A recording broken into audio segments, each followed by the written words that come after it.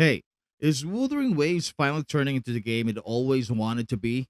That's the big question everyone's asking. And honestly, the answer feels more obvious with each update. If you've been around since launch, you know the game's identity has been a roller coaster. At first, we were promised something raw and grim, a world that didn't shy away from tragedy.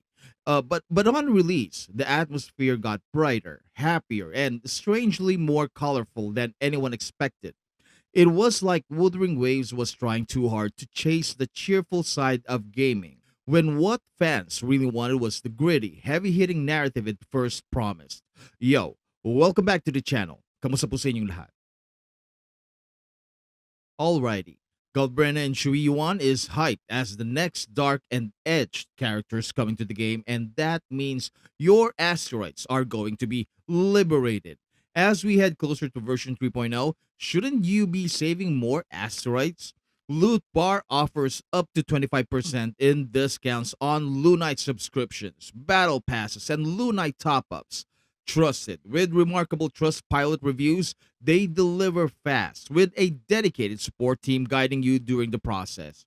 With their DIY mobile top up, you can even get the discounts without the risk of giving away your password.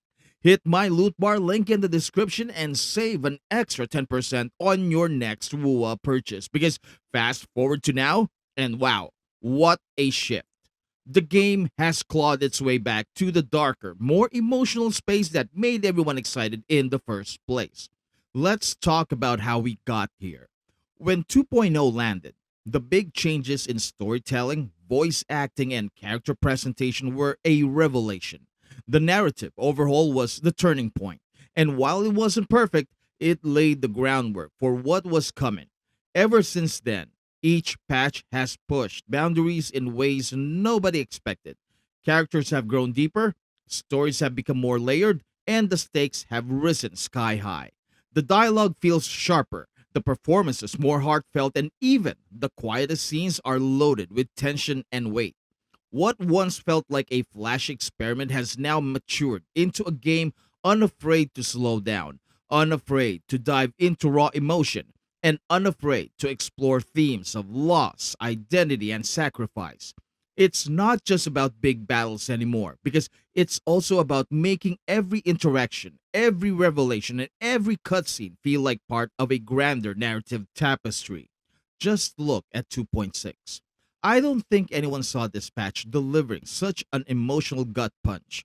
Carthethia's arc was intense, Frolova's moments were unforgettable, and then Augusta and Iuno completely flipped the table on expectations. Part 1 dove into Augusta's tragic backstory, her connection with Angel, and it didn't pull any punches. The final confrontation with her was brutal, heavy, and left players shaken. But then part 2 shifted gears into Yuno's story. And if you thought part 1 was dark, part 2 hit like a truck. Watching Yuno sacrifice herself, watching her vanish, not just from the world, but from memory itself. Except for Rover, it was crushing. And when she came back, restored but erased from everyone's lives, that bittersweet feeling lingered. She was alive, yes, but also utterly alone. And that storytelling choice made the whole experience unforgettable. And it doesn't stop there because version 2.7 appears like it will explore more of these gray area narratives, with Galbrena offering a different perspective in Renacida, challenging how players view the balance of power and morality within that faction. At the same time, Shui Yuan brings us back to Wang Long, where the tangled relationships and rivalries among the Sentinels are set to reveal deeper political and cultural tensions than we've ever seen before. This isn't just world building, it's the game daring to dive into questions of loyalty, legacy, and the price of leadership.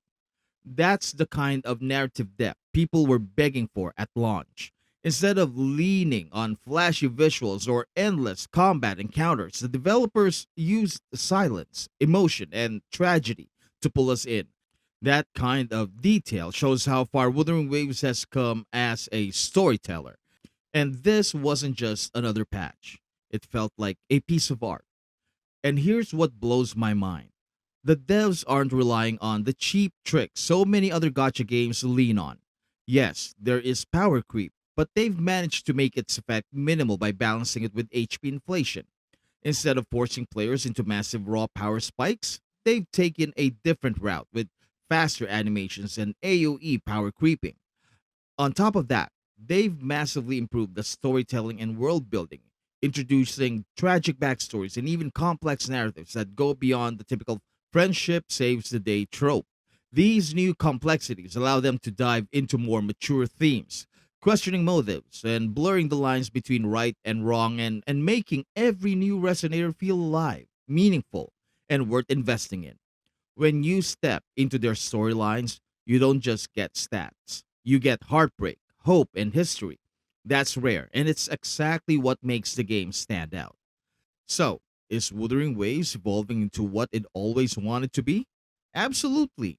It's darker, it's braver, and it's finally delivering the narrative weight players begged for. 2.6 wasn't just another patch, it was proof that the game's heart is still beating strong and beating in the right direction. This update showed us that the developers aren't afraid to put tragedy front and center, to strip away the comfort blanket of predictability and instead remind players that this is a world where choices hurt and survival has a cost. If 2.7 and 2.8 continued this trajectory, with Chisa, Galbrena, and the Federation storyline on the horizon, we're not just looking at more content.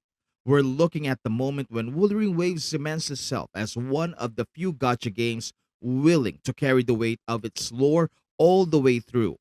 Buckle up because we're heading straight into some of the most daring, heartbreaking, and ambitious storytelling the gacha world has ever seen. Because this game isn't just growing, it's maturing, shedding the awkward experimentation of its early patches and becoming the experience it was always meant to be. And honestly, it feels good to say that. It feels good to see Wuthering Waves carving out its place as a game that isn't afraid to go dark, to challenge players emotionally, and to keep us hooked with every twist and turn. You can sense the confidence in the writing now, the way every update feels deliberate, not reactionary.